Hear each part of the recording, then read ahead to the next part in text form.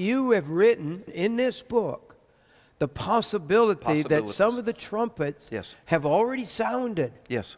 Can you explain why you believe that?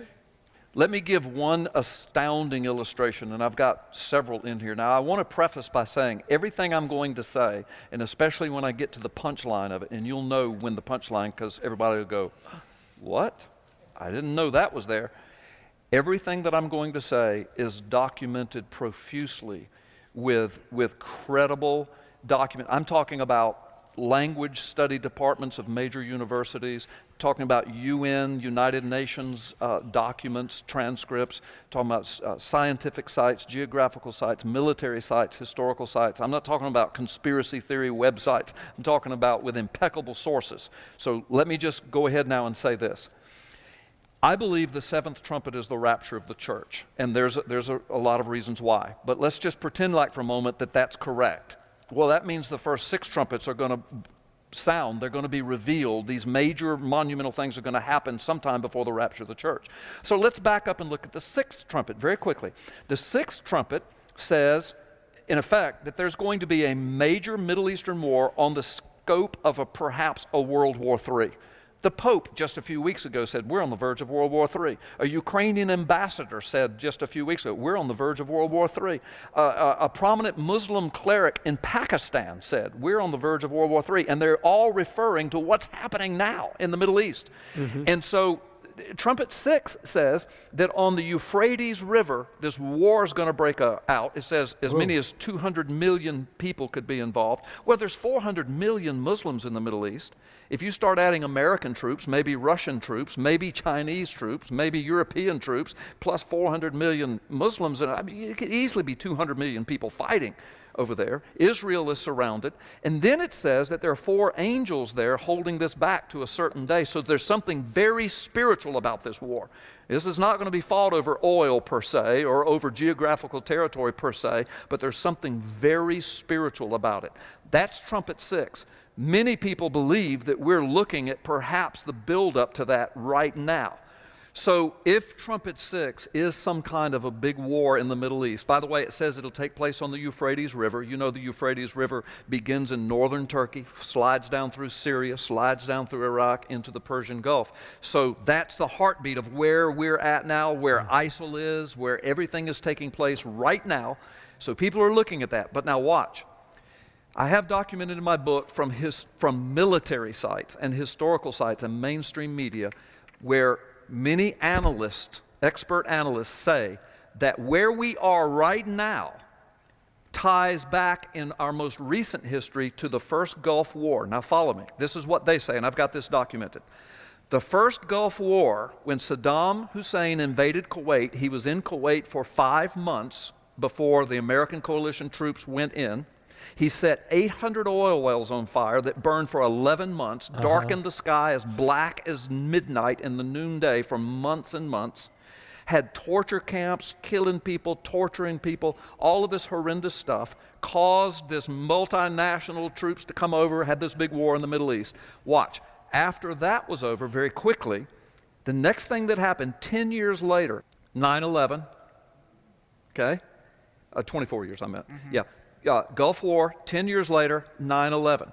Osama bin Laden said that one of the reasons they did 9/11 was because of us being in the Middle East, because we were on Saudi soil with our military, we invaded Iraq, and so 9/11 was payback for that. So what was our response? We went to Iraq, we went to Afghanistan, we were there for many, many years. The next thing that happens is the current administration comes to office in the White House. The next thing that happens is Arab Spring, Egypt falls, Libya falls. Then the next thing that blows up out of that, and my contacts in Israel were telling me when all of that was happening, we're going to have major terrorist organizations rise up out of this, and Israel's going to be surrounded by enemies.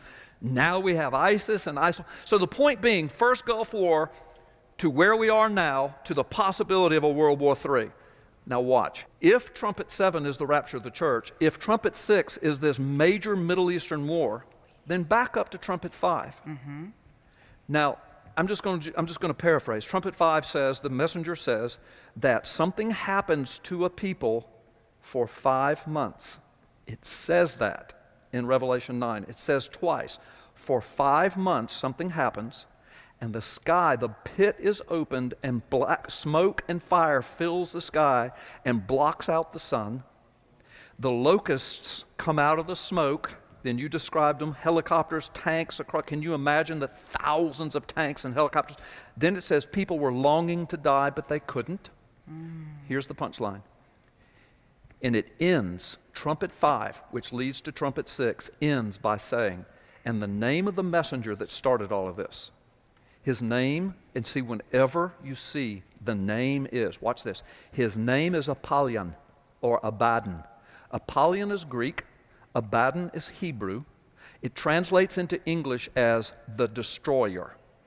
If you translated that to Persian, you know what the word for the destroyer is? Saddam. Saddam.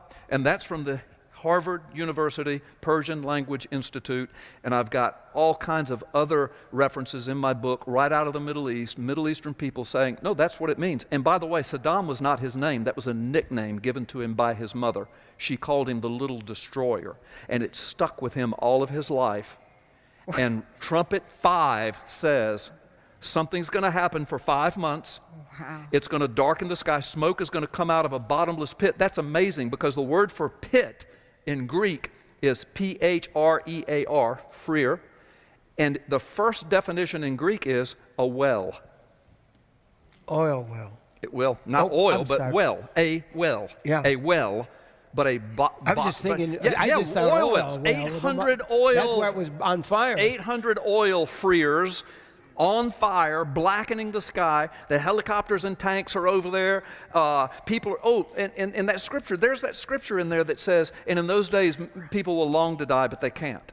And so for thousands of years, people looked at that and said, what does that mean? Is there going to be some kind of technology in the last days where people want to die, they'll live forever? No, I think it means as simply as what it says. My book documents that after the Gulf War was over, and after Saddam Hussein was finally caught and hung, we now have documentation that the whole time Saddam Hussein was in there, he had death camps and torture camps where he had thousands, this is heartbreaking, thousands of children that he was doing brutal, I'm going to give you the PG version, brutal things to, and he was purposely not allowing them to die. He was keeping them alive so their parents could hear them screaming for years. And then he took adults and did the same thing. He had dungeons and torture chambers where he would keep people alive and they wanted to die. I'm reading this scripture and I could be wrong. I could be totally have missed it, but how do you miss 5 months, smoke is sky out of a bottomless pit, the sky is darkened, the locusts come out of it, people want to die but they can't, and by the way, the guy that does all this, his name is Saddam. Wow. Now, I got to say this, Pastor Jim. I said one time before, I might have been on our last show that we did, but I said there was a burden that John carried. And Paul, because Paul saw all of this before John did. Paul said he was caught up to paradise. Sure. And then he spoke about trumpets and rapture and the Antichrist. So he was a prophet to the church for years, for decades, before John ever had his revelation. But those two men carried a burden, folks, because they were thrust into our lifetime.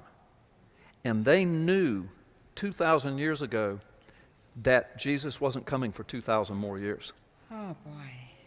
So how do you keep the church encouraged and motivated and moving forward when you've been given the burden of seeing the end and knowing what's going to happen and seeing what's going to happen and knowing it's not going to happen in your lifetime? So you know what they did? They spoke truth, but they spoke in sweeping terms and in symbolic terms. But every now and then in the book of Revelation, I'm convinced it was peppered with clues, codes that would be for the seal it up, Daniel, until the time of the end.